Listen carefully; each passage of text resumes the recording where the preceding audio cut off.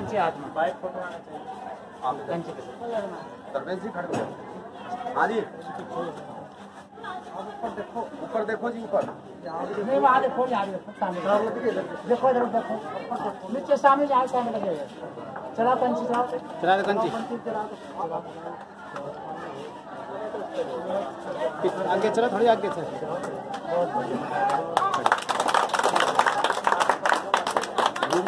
इधर सर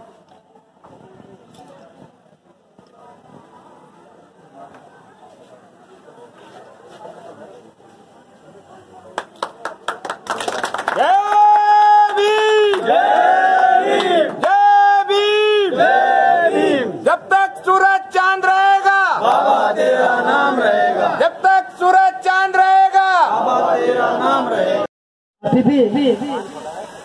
जो हमारे बीच आ चुके हैं, जिनके उपलक्ष्य में कार्यक्रम रखा गया था, ये हमारे लिए सबसे बड़ी बात है कि ये कार्यक्रम हमारा सफल हो गया, क्योंकि महिलाओं ने पुरुषों की अपेक्षा 2 गुनी संख्या में अपनी भागीदारी दिखाई है। आपके बहुत बहुत आभार है। अब मैं हमारे मुख्य अतिथि डॉक्टर राजकुमार सागर जी से अनुरोध करूंगा कि मैं अपनी बात रखें।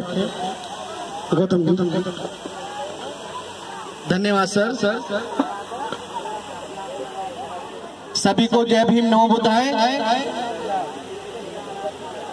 महाकारुणिक तथागत गौतम बुद्ध, परम पूज्य बाबा साहब भीमराव रामजी अम्बेडकर और तमाम महापुरुषों को नमन करते हुए माता झलकारी बाई, माता रमाबाई एवं सभी वीरांगनाओं को नमन करते हुए, जैसे ही मैं इस गांव के अंदर आया, आने के बाद मैं ये सोच रहा था कि पता नहीं मैं ज्यादा लेट हो गया, बहुत ज्यादा लेट हो गया, और सब मुझे लगता है कि मुझे कुर्सियां मिलेंगी देखने के लिए, लेकिन मैं आप सबको बहुत साधुवाद देता हूं कि आप सब इतनी मन से बैठे हैं। और सबसे बड़ा महिला हमारी जो मातृ शक्ति है वो यहाँ बैठी है, उनको बहुत साधुवाद है, उनको मैं नमन करता हूँ और उनके लिए ताली बजाता हूँ।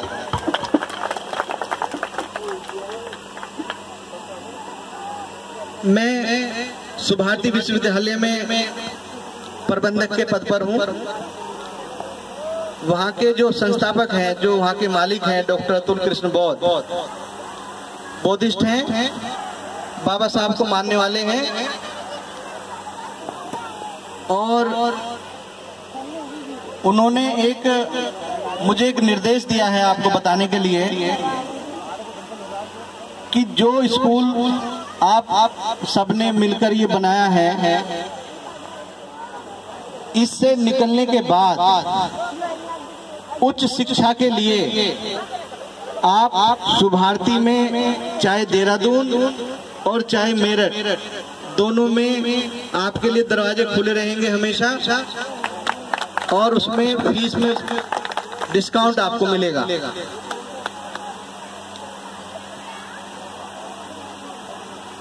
मैं कुछ ज्यादा जानता नहीं हूँ बच्चों, मेरा बस निवेदन ही है कि थोड़ा शांति से एक बात मेरी सुन लीजिए बस। आज 15 अगस्त है।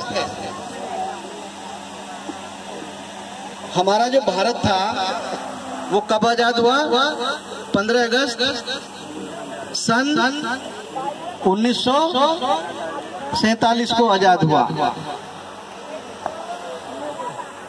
लेकिन ये जो आजादी हमें मिली, ये पूरी तरह से नहीं मिली।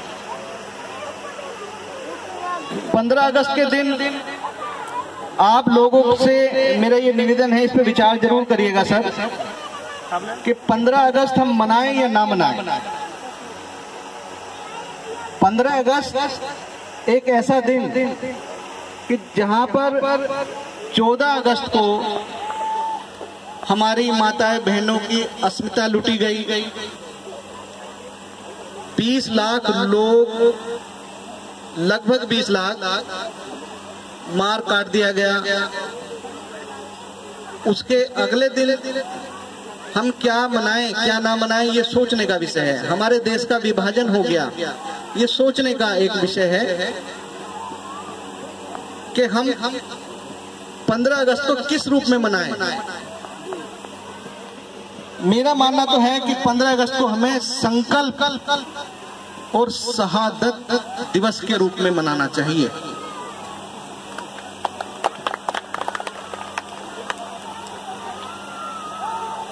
ये तो 15 अगस्त की बात हुई। अब मैं अपनी माता बहनों से एक निवेदन करना चाहता हूं कि जिस तरह से माता रमाबाई ने बाबा साहब को पढ़ाया, बड़े कष्ट सहकर, अधिकतर लोग जानते हैं, सब जानते हैं, अपने बच्चों की आहुति देने के बाद भी उन्होंने बाबा साहब को ये पता नहीं लगने दिया कि कितना मैं कष्ट में हूँ, और उन्हें हमेशा ऊपर की तरफ देखने के लिए वो कहती रही। और ये माता रमाबाई का प्रताप है कि हम सब आज यहाँ बैठे हैं और बाबा साहब को वो बाबा साहिब बनाकर चली गई। आप भी अपने बच्चों को भूखे रहकर पढ़ाएं जरूर, चाहे भूखे रहें। आज की इस स्थिति में जहां पर कोरोना जैसी बीमारी भी आ चुकी है, हमारा प्रशासन स्कूल नहीं खोलता है, उसको ठेके खोलने में ज्यादा अच्छा लगता है, लेकिन स्कूल खोलने में बहुत खराब लगता है। तो इन सब चीजों को समझते हुए कभी भी पढ़ाई के मामले में अपने बच्चों को हमेशा आगे बढ़ाने की बात करते रहिए, उनको हमेशा पढ़ाइए। ये मत सोचेगा अब तो स्कूल बंद है, अब तो छोड़िए, अब काम पे भेज दीजिए उनको। पढ़ाई के लिए अपना हमेशा जद्दोजहद लड़ते रहिए। बाबा साहब को हम मानते इसलिए हैं कि वो पढ़े, बाबा साहब को जानते इसलिए हैं कि वो पढ़े और इतिहास में दर्ज और हमारे इतिहास की बातें उन्होंने बताई। शिक्षा वो शेरनी का दूध है जो पिएगा वही धाड़ेगा। एक शेर है,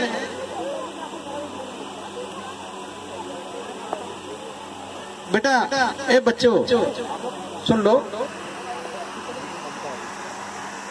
एक छोटा सा एक कवि ने एक शेर कहा था,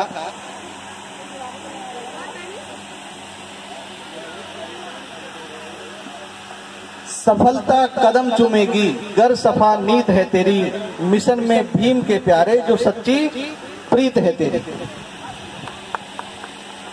आपको वर्तमान को फना करना पड़ेगा, वर्तमान को बिल्कुल मिट्टी में मिला देना पड़ेगा, तब आप आगे भविष्य बना पाएंगे। हमारे जो बुजुर्ग, हमारे जो भाई लोग हैं, वो शाम को दारू जरूर पीते हैं, जिससे हम पीछे की तरफ चलते जा रहे हैं।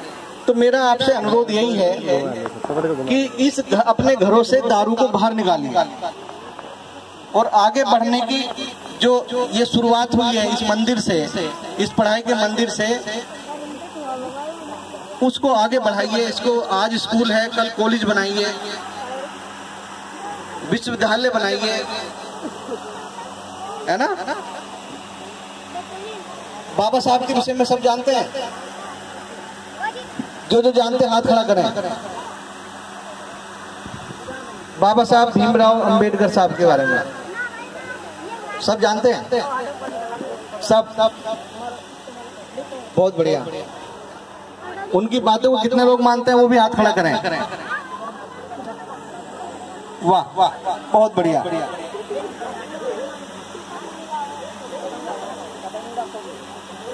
बुद्ध धर्म का 5वां सील है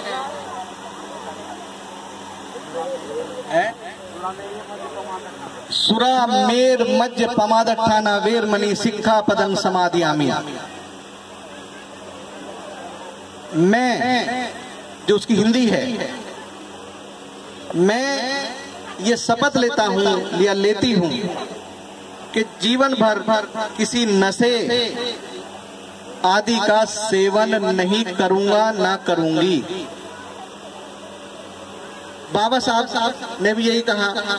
तो क्या हम उनकी ये बात मानते हैं? बाबा साहब की हम ये बात मानते हैं? बहुत बढ़िया, सभी मानते हैं। किसी के घर में अब दारू नहीं है ना, यहाँ पे जितने बैठे हैं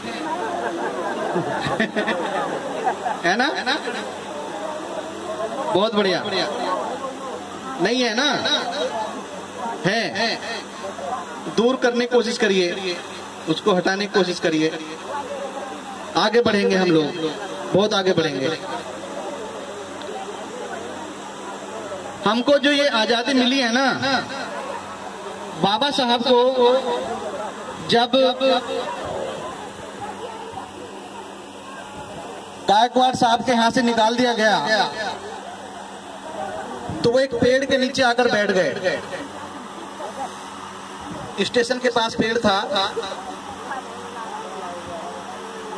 और वो सोचने लगे कि मैं इतना पढ़ा लिखा व्यक्ति, जब मेरे साथ ये व्यवहार है कि मैं पानी नहीं पी सकता मटके से, तो मेरे समाज का क्या हाल होगा। ऐसा नहीं कि उन्हें पता नहीं था, उन्हें पता था कि मेरे समाज का क्या हाल है, लेकिन उन्होंने सोचा कि जब मैं पढ़ लिख लूंगा तो हो सकता है कि मुझे लोग गले लगाना शुरू कर दें और इस पढ़ाई से मेरा जो अछूतपन है वो कम हो जाए। लेकिन ऐसा नहीं हुआ। बाबा साहब ने वहां संकल्प लिया। ऐसा संकल्प लेने की आप सबको आवश्यकता है, मुझे आवश्यकता है, हम सबको आवश्यकता है।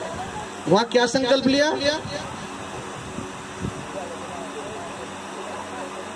कि यदि मैं अपने देश, अपने समाज को आगे नहीं बढ़ा पाया, ये अछूतपन नहीं खत्म कर पाया, तो मैं अपने आप को गोली मार लूंगा। ये बाबा साहब ने वहां संकल्प लिया था। भगवान बुद्ध के विषय में तो हम सभी जानते हैं, है जी?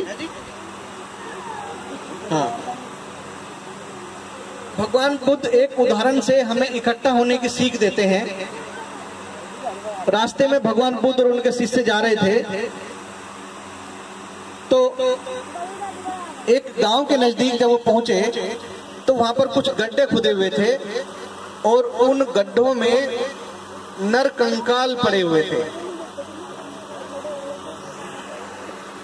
उन नर कंकाल को देख के तथागत गौतम बुद्ध के शिष्य पूछने लगे कि हे बुद्ध, कृपया हमें ये बताएं कि ये जो नर कंकाल इन गड्ढों में पड़े हैं, ये क्यों पड़े हैं, इनका कारण क्या है?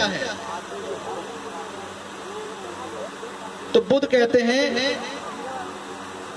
कि काफी समय पहले कुछ लोग इधर से गुजर रहे थे, उन्हें प्यास लगी और प्यास लगने के बाद वो हर एक परिवार अपने गड्ढे खोदने लगा, कुआं खोदने लगा। कुआं खोदने के कारण पानी तो ना मिल पाया, लेकिन खोदते खोदते उनके प्राण चले गए, वो मर गए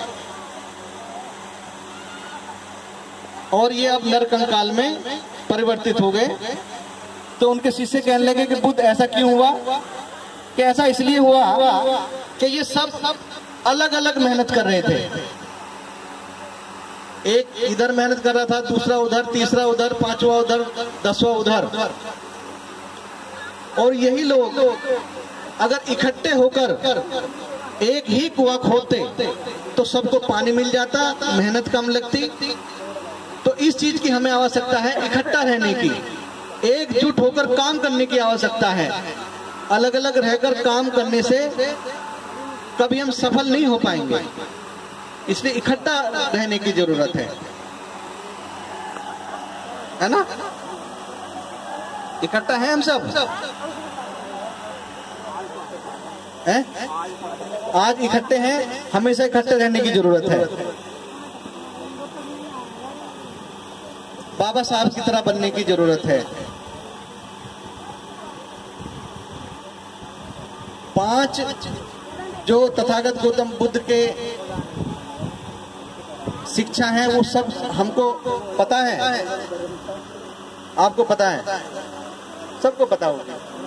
क्यों सर? जो 5 सील हैं, हम सब सील का पालन करते हैं अनजाने में। जो हमारा धर्म है उसके अनुसार हम चाहे उसके साथ हम चाहे टाइम काटें या ना लें, लेकिन जो 5 जो सील हैं उनका पालन हम अनजाने में करते हैं। जैसे कि पहला सील क्या है? पाणाति पाता वेरमणि सिक्खापदं समादियामि। इस तरह से हम अगर सीलों का पालन इस तरह से करेंगे तो बहुत अच्छा रहेगा। हम कभी झूठ नहीं बोलूंगा, हम बहुत कम झूठ बोलते हैं हम लोग। हम कहीं पर भी सील की वजह से कहीं किसी व्यभिचार नहीं करते। बहुत सारे लोग करते हैं लेकिन हम नहीं करते। कहीं ना कहीं हम बुद्ध से संबंधित हैं। संत शिरोमणि गुरु रविदास जी को नमन। दुनिया के सबसे बड़े लोकतंत्र के निर्माता प्रातः स्मरणीय बाबा साहब डॉक्टर भीमराव अंबेडकर एवं इस भारत देश की धरती पर पैदा हुए संतों गुरुओं अपने महापुरुषों को नमन, शत अभिनंदन करता हूं उनका। तत्पश्चात इस सुबह से चल रही मैराथन स्वतंत्रता दिवस की बेला में इस राष्ट्रीय पर्व के अवसर पर जो दूर दराज के क्षेत्रों से जो नन्हे मुन्ने बच्चे सुबह 8 बजे से यहाँ पर इंतजार कर रहे हैं कार्यक्रम में, सभी वक्ताओं को, विद्वानों को सुन रहे हैं, तो मैं इन बच्चों से कहना चाहता हूँ मात्र 2 मिनट आप और बैठे। 2 मिनट बाद आप सभी बच्चे, गार्जियंस, क्षेत्र से आए हुए सभी विद्वान जन अपना अपना भोजन ग्रहण करेंगे। क्योंकि 2 मिनट हम आपसे इसलिए निवेदन के साथ मांग रहे हैं कि जिस कार्यक्रम को आयोजित किया गया है वो उद्देश्य आपको बताना आवश्यक है। सम्मानित मंच पे उपस्थित सभी प्रबुद्धगण, यदि मैं सभी के नाम लूंगा तो हमें लगता है कि 2 मिनट खत्म हो जाएंगे।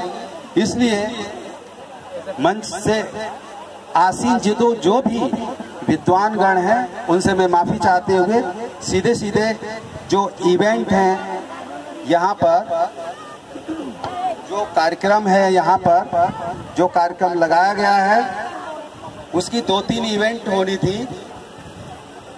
हम इंतजार करते रहे कि माननीय डॉक्टर राजकुमार सागर साहब आएंगे तो उनकी उपस्थिति में ही ये इवेंट होगी, इसलिए काफी विलंब होता रहा। साथियों, ये जो आप देख रहे हैं Lord Buddha junior high school और विस्तारित लॉर्ड बुद्धा इंटर कॉलेज, ये क्षेत्र के उन सभी छोटे से छोटे मजदूर मजदूरनी माओ बहनों, मजदूर भाइयों के द्वारा खड़ा किया गया एक विद्यालय है। इसके साथ ही चाहे कोलकाता हो, कानपुर हो, कन्नड़ हो, उड़ीसा हो, तमिलनाडु हो, जिस जिस प्रदेशों के हमने आपके समक्ष नाम लिए, इनके अलग भी सरसैडी, सैलई और सैया, इधर सहारनपुर, जहाँ जहाँ तक भी हम जा सकते हैं गए हैं और इस विद्यालय के लिए कंट्रीब्यूशन चंदे के रूप में सहयोग राशि आई है। और चंदे के रूप में जो सहयोग राशि ऐसे हमारे साथियों ने भी यहाँ पर प्रेषित की हुई है, जिनके पास कोई पैसा नहीं है, उन्होंने आकर यहाँ पर श्रमदान किया हुआ है। उन सभी गरीब माओ बहनों, मजदूरनियों को हम लॉर्ड बुद्धा सेवा समिति की ओर से सैल्यूट करते हैं कि उनका खून पसीना यहाँ लगा हुआ है।